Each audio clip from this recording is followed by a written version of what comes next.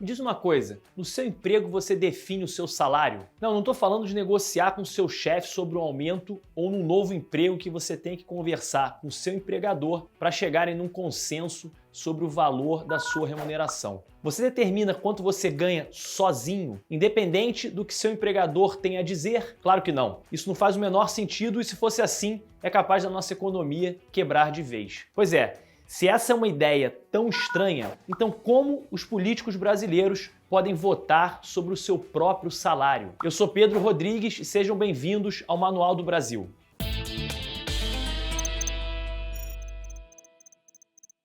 Como não existe competição entre políticos fora do período eleitoral, não dá para falar no mercado de políticos, de onde o salário dos políticos poderia ser determinado pelo próprio mercado. Os rendimentos da classe política são definidos por lei. E o problema é como as leis definem esses salários e o espaço de liberdade que nossos políticos têm dentro dessas leis para ajustarem a sua própria remuneração. Antes da gente falar sobre esses aumentos abusivos de salários dos políticos, se essa é a sua primeira vez aqui no canal, eu te convido a assistir mais alguns dos nossos vídeos. Se esses temas relacionados à nossa classe política te interessam, eu recomendo especialmente os vídeos detalhando as atividades de diferentes cargos políticos ou os perfis de figuras chaves do nosso ambiente político nacional. Vai lá dar uma conferida e para não correr o risco de perder os vídeos que a gente ainda vai lançar nos próximos dias, já se inscreve apertando esse botão vermelho aqui embaixo e não deixa de apertar o sininho.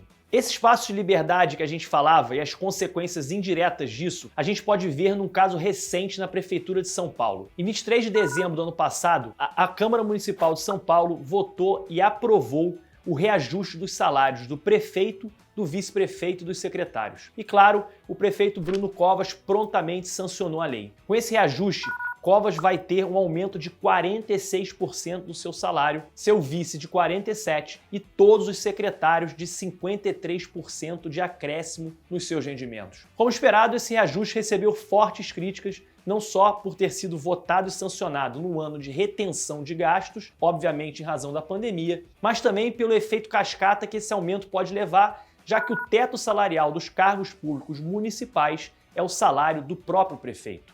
A Câmara e a Prefeitura se pronunciaram em resposta a essas críticas. De acordo com ambos, desde o último reajuste em 2012, a inflação acumulada chegou a 63,11% pelo IPCA e 100,41% pelo IGPM. Além disso, deixaram claro que essa correção só será válida a partir de janeiro de 2022. Bem, basicamente o argumento a favor do aumento é que ele não é nada mais, nada menos do que uma pequena correção após 8 anos de inflação, mesmo com o salário atual do prefeito chegando próximo aos R$25 mil.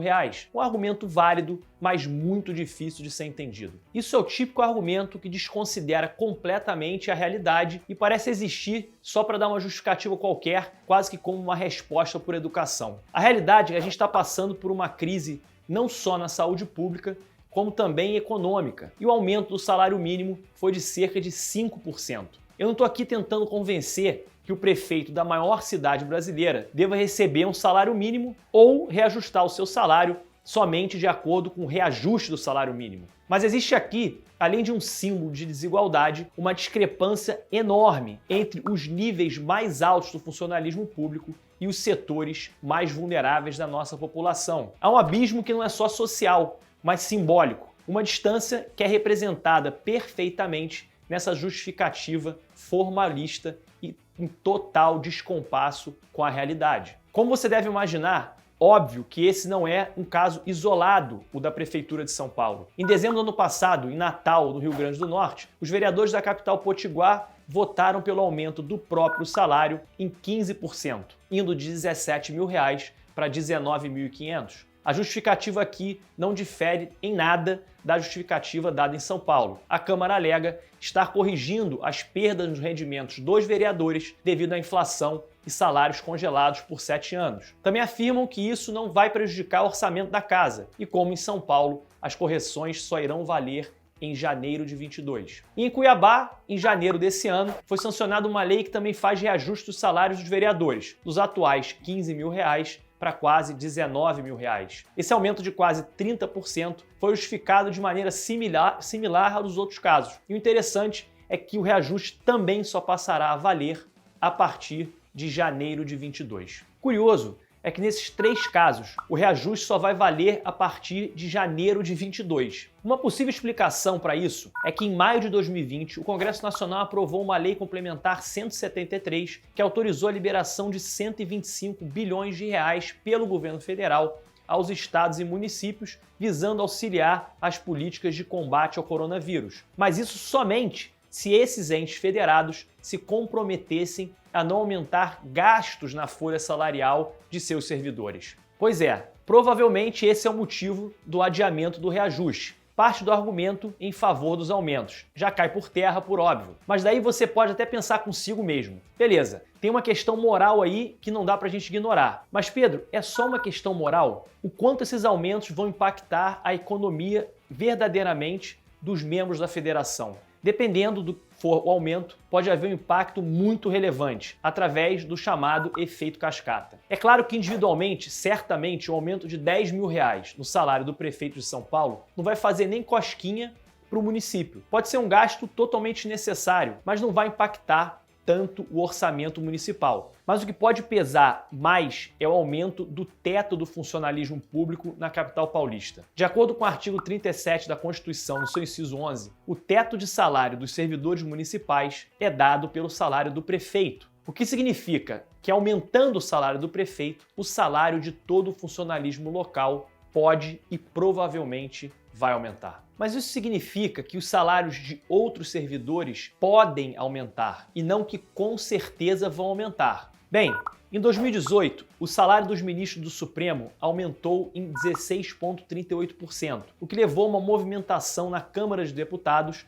que durou até 2019 para que o salário dos deputados fosse equiparado ao dos ministros do Supremo. Você lembra daquele artigo 37 da Constituição, naquele mesmo inciso 11? Também está disposto que o teto salarial de todo ocupante de cargo político no Brasil é o salário dos ministros do Supremo. Na época, até esse aumento, deputados federais e senadores tinham seus rendimentos equiparados ao dos ministros, ou seja, bastou um primeiro aumento que automaticamente começou a se formar uma articulação dentro do Congresso Nacional para que os salários dos deputados federais fosse, obviamente, equiparado novamente aos mais altos salários de um servidor público brasileiro. Isso já tendo em vista que nosso Congresso é o segundo Congresso mais caro do mundo, de acordo com a ONU e a União Interparlamentar. Em 2018, também ocorreu uma disputa pela presidência da Câmara, onde, no fim, quem venceu foi o deputado Rodrigo Maia. Porém, um adversário de Maia nessa disputa, o deputado Fábio Ramalho, também se destacou por defender abertamente esse reajuste no salário dos deputados, o que pode ter movimentado um pouco mais a disputa. Eu vou citar aqui o que o deputado Fábio Ramalho falou à época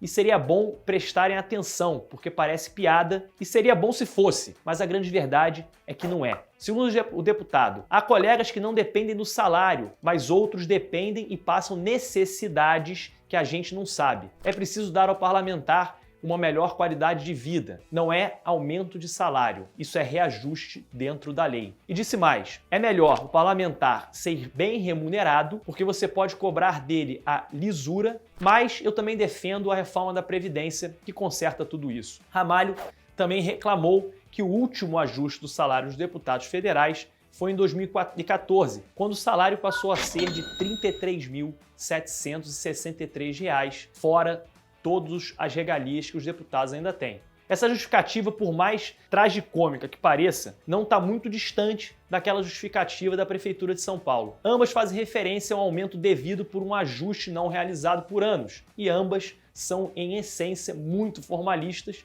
e desconsideram completamente a realidade fiscal maior que a gente vive aqui no Brasil e particularmente os entes da federação. A realidade de uma crise muito séria, agora agravada pela pandemia, e também a realidade do impacto indireto e desse efeito cascata. Como se já não fosse revoltante o bastante, alguns aumentos, como do salário dos deputados e prefeitos, conseguem piorar ainda mais uma situação que já é ruim no nosso funcionalismo público brasileiro, já que são o parâmetro para que os rendimentos de outros servidores e outros agentes públicos. Nossos gastos com pessoal no funcionalismo público, em especial, estão próximos de países como a Noruega e na frente da Suécia. E esses são países com PIB per capita 5 ou 7 vezes maiores que o nosso. Isso, é claro, sem exibir a mesma eficiência que os serviços desses países nórdicos. Países emergentes como nós costumam gastar por volta de 6% do seu PIB com gastos de servidores públicos e agentes públicos. Em 2018, nós aqui no Brasil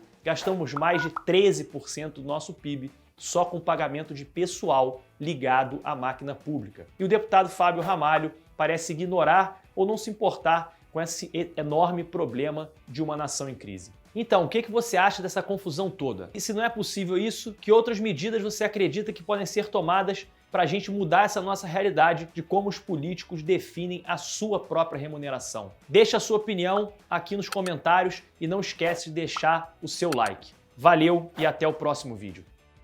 Aumentos, deputados federais e senadores... Errei de novo. Puta que pariu, tô lento hoje, hein? Na época, até esse assunto, deputados federais... Caralho, não é assunto, é aumento. Puta que pariu.